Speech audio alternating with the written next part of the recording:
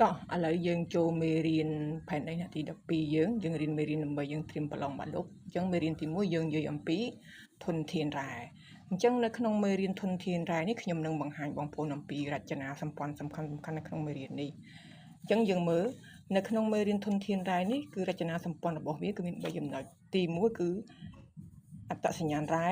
ទី2គឺកំណត់រ៉ែនិងទី3គឺផលប៉ះពាល់បរិស្ថានដែលបណ្ដាលមកពីការធ្វើអាជីវកម្មរ៉ែអញ្ចឹងរចនាសម្ព័ន្ធវាសំខាន់គឺមានតែ3ចំណុចហ្នឹងទេឥឡូវយើងចូលមកខ្លឹមសារសំខាន់ដែលជាចម្បងនៅក្នុងមេរៀននេះចំណុចមុនដំបូងគេគឺយើងនិយាយអំពីអត្តសញ្ញាណរ៉ែអញ្ចឹងអ្វីដែលសំខាន់នៅក្នុងចំណុចសំខាន់នៃមេរៀនធនធានរ៉ែនេះទី1គឺការស្គាល់ថាអ្វីទៅជារ៉ែអញ្ចឹងនៅកន្លែងនេះសំណួរដែលគេចេញប្រឡងភាគច្រើនណាគឺគេអាចសួរយើងថាតើអ្វីទៅជារ៉ែឬក៏រ៉ែគឺជាអ្វីឬក៏ដូចម្ដេចដែលហៅថារ៉ែអញ្ចឹងចម្លើយរបស់វាគឺតែមួយទេរ៉ែគឺជាអង្គធាតុអសរីរាង្គដែលកើតឡើងដោយធម្មជាតិក្នុងសម្បកផែនដីអញ្ចឹងយើងត្រូវឲ្យយល់ថាអ្វីទៅជាអង្គធាតុអសរីរាង្គអញ្ចឹងអង្គធាតុអសរីរាង្គគឺជាអង្គធាតុដែលកើតឡើងដោយខ្លួនឯងបានន័យថាវាមិនបានកើតឡើងអំពីសំណល់សាកសពនៃមនុស្សឬក៏សត្វឬក៏រុក្ខជាតិទេគឺវាកើតឡើងពីសមាសធាតុគីមីនៅក្នុងសម្បកផែនដីគឺវាកើតឡើងដោយខ្លួនឯងអញ្ចឹងនៅកន្លែងនេះចង់មានន័យថា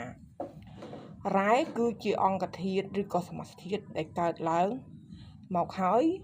គឺវាមិនកើតឡើងសារជាថ្មីម្ដងទៀតទេឬក៏យើងអាចនិយាយភាសាសាមញ្ញថាវាជាធនធានដែលមិនកើតឡើងវិញអញ្ចឹងនៅពេលណាដែលមនុស្សទាញយកការប្រើប្រាស់រ៉ែពីក្នុងផែនដីនោះមានន័យថាធនធាននេះនឹងត្រូវបានអស់បន្តិចម្ដងពីផែនដីពីមួយថ្ងៃទៅមួយថ្ងៃឥឡូវយើងចូលមកដល់ចំណុចការកំណត់អត្តសញ្ញាណរ៉ែអញ្ចឹងដើម្បីយើងយល់ពីគោលការណ៍វិទ្យាសាស្ត្រនេះយើងត្រូវតែយល់ថាអ្វីទៅជាអត្តសញ្ញាណរ៉ែអញ្ចឹងយើងត្រូវឲ្យយល់ថាអ្វីជាពាក្យអត្តសញ្ញាណអញ្ចឹងយើងមានអត្តសញ្ញាណ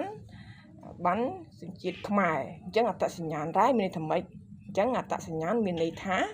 គ្រឿងសម្គាល់អញ្ចឹងនៅកន្លែងនេះចង់មានន័យថាគ្រឿងសម្គាល់រ៉ែអញ្ចឹងដើម្បីឲ្យគេអាចស្គាល់ថារ៉ែនោះជារ៉ែអ្វីគឺគេត្រូវតែកំណត់អត្តសញ្ញាណរបស់វាដោយការប្រើគោលការណ៍វិទ្យាសាស្ត្រមានដូចតទៅទី1ពណ៌គឺនិយាយយើងនិយាយអំពីពណ៌នៃរ៉ែទី2ឆ្នាំពណ៌គឺពណ៌នៃម្សៅរបស់រ៉ែទី3យើងនិយាយអំពីផ្លេកលោហៈគឺពណ៌នាអំពីពន្លឺចាំងផ្លាត់ដែលចេញពីផ្ទៃរបស់លោហៈទី3យើងនិយាយអំពីភាពរឹងកន្លែងនេះគឺគេពាក់ព័ន្ធជាមួយនឹងការធន់នឹងស្នាមឆ្កូតមួយទៀតយើងចូលដល់គឺពាក់ព័ន្ធជាមួយនឹងការកំណត់អត្តសញ្ញាណ